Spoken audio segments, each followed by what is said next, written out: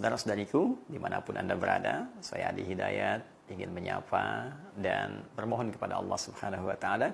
Semoga kita hari pertama menunaikan ibadah di bulan Ramadan ini dirahmati, diampuni, dan yang paling khusus diterima ibadah siam kita oleh Allah Subhanahu wa Ta'ala.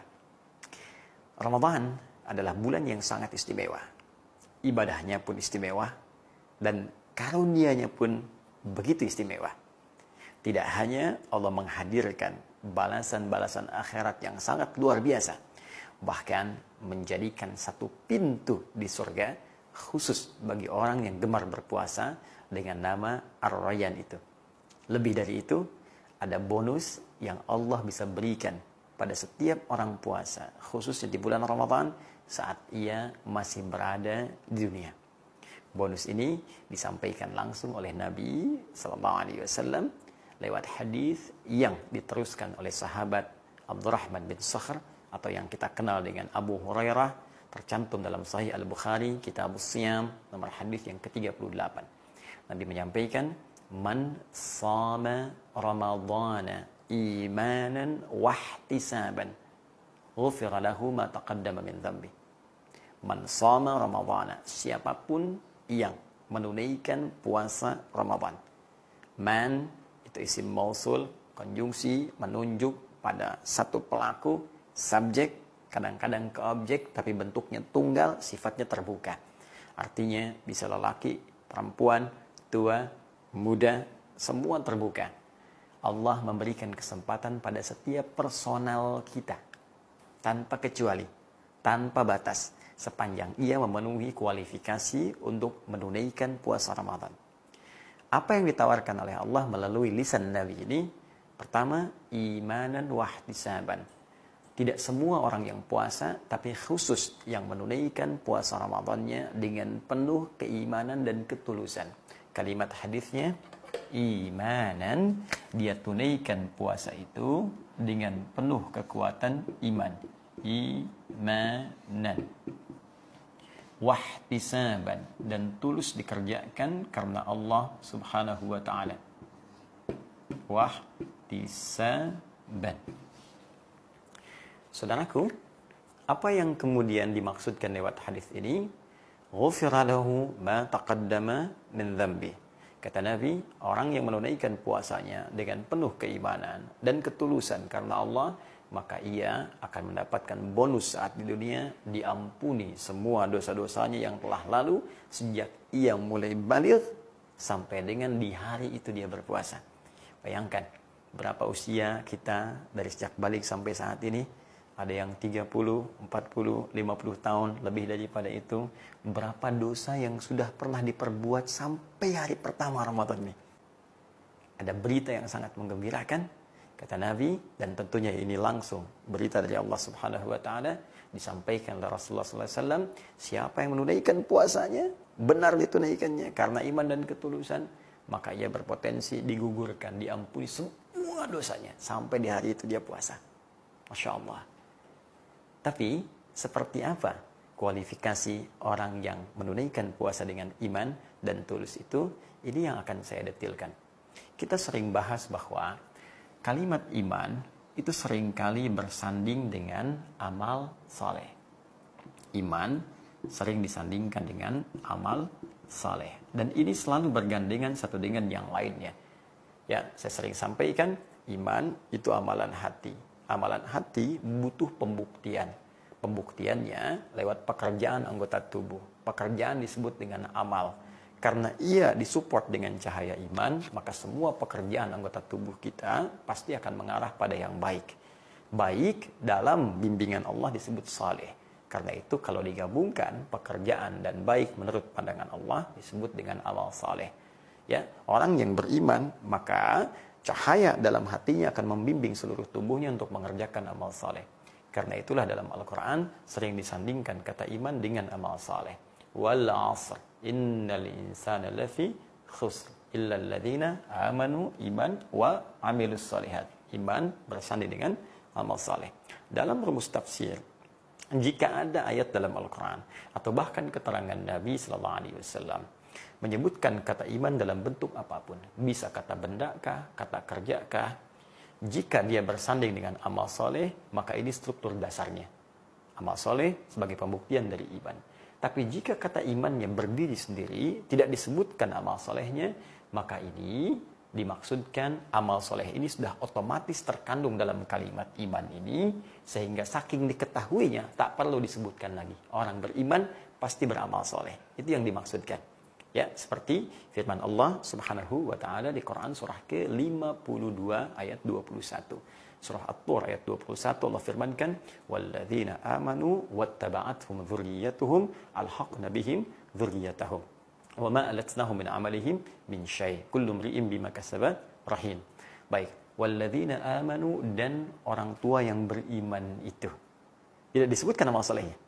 Ya, wattaba'athum dzurriyyatuhum biimanin, dan diikuti oleh keturunannya sama-sama beriman juga. Alhaqna bihim dzurriyyatahum. Maka mereka akan dikumpulkan semuanya di surga.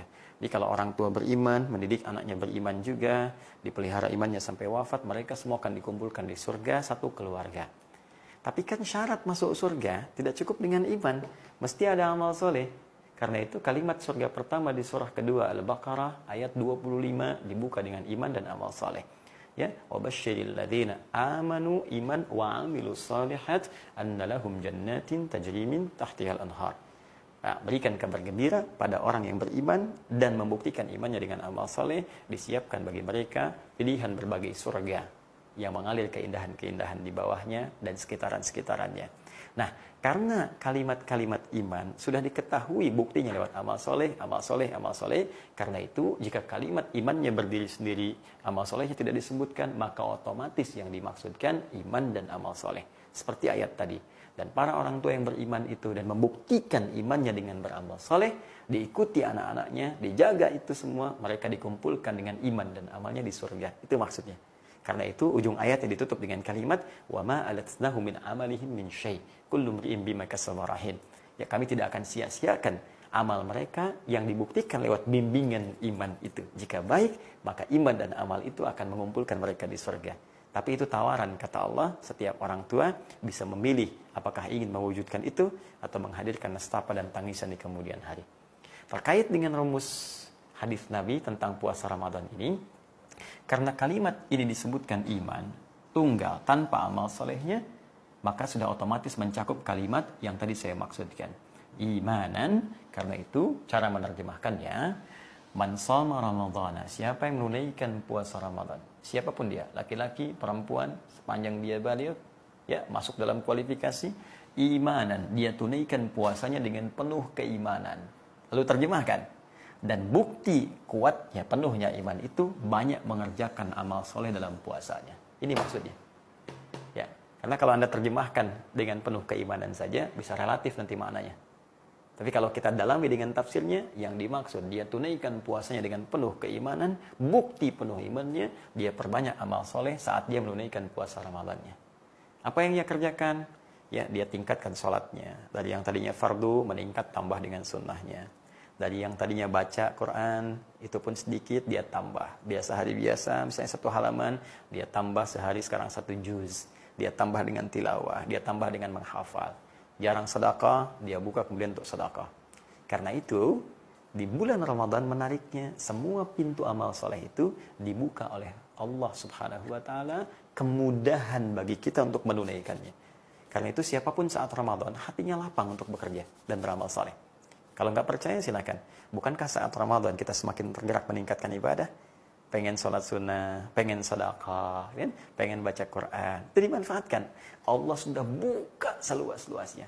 Tinggal kita bagaimana kemudian mengoleksinya dan mengumpulkan amalan yang berkualitas di hadapan Allah. Jadi ini poinnya. 1, isi ibadah Ramadan kita dengan banyak beramal soleh. Wahtisaban, dan ukur-ukur, hitung-hitung amal soleh ini supaya ikhlas. Tulus karena Allah. Ya, jangan sampai mau tarawih karena orang tarawih, kita pun tarawih. Karena orang baca Quran, saya pun pengen baca Quran. Ya? Karena orang sedekah, saya pun pengen sedekah. Tidak. Kenapa ini penting kalimat Nabi muncul? Seakan-akan Nabi dengan bimbingan Allah sudah memprediksi akan banyak mungkin orang beramal saat Ramadan, motifnya beda-beda. Ya, mungkin karena motif ingin dipuji, ingin ria, ingin tampil, ingin macam-macam, dan sebagainya. Ya, termasuk juga doakan saya dan ustadz-ustadz yang lain supaya kalau ta'lim itu tujuannya benar karena Allah, bukan karena ingin eksis di YouTube, bukan karena ingin cari follower, bukan karena macam-macam. Nah, itu yang paling berbahaya. Ya, jadi ukurannya kalau kita bisa beramal dengan baik, dilakukan dengan tulus, maka dua hal ini cukup kemudian menggetarkan arsy dan menjadikan Allah memberikan anugerah terindah dalam hidup kita dan petualangan kehidupan kita di dunia ini dengan mengampuni semua dosa-dosa kita yang pernah kita kerjakan saat di puasa itu. Maka dua hal ini bisa menggugurkan dosa yang pernah kita kerjakan selama hidup kita dalam periode balik sampai hari pertama Ramadan ini. Siapa yang tidak berminat? Kalau Anda bertanya, masa sih Ustaz? Sudah, kaidah ini tuntas.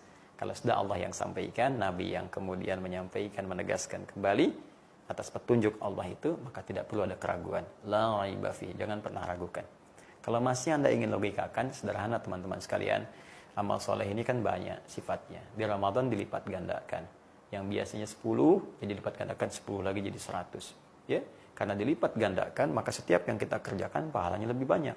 Bukankah setiap amal akan menutup yang buruknya? Amal soleh akan menggugurkan yang salah. Demikian rumusnya di hadis Muslim. Ya, fa in faniyat hasanatuhu, jika habis yang baiknya ini, sisa yang buruk. Kalau masih ada buruk, baiknya banyak, nutup. Jadi dosa-dosa kita yang lama-lama itu dengan taubat kita, ya, diterima oleh Allah Subhanahu wa taala, dan amal-amal soleh yang kita kerjakan menutup dosa-dosa kita. Tutup. Apalagi kemudian kita bertobat di hadapan Allah Subhanahu wa taala, maka seketika itu hilanglah kesalahan-kesalahan, dosa-dosa yang sebelumnya sempat tertuliskan. Ini anugerah yang paling besar yang mungkin kita dapati di hadapan Allah Subhanahu wa taala. Lantas pertanyaannya, jika kita berpeluang mendapatkan ini, apa ciri-ciri orang yang sudah digugurkan dosanya oleh Allah Subhanahu wa taala? Tadi Nabi mengatakan, siapa yang berpuasa Ramadan dengan penuh kekuatan iman, dibuktikan dengan mengerjakan banyak amal soleh, dikerjakan dengan ikhlas, maka itu berpeluang menjadikan Allah mengampuni semua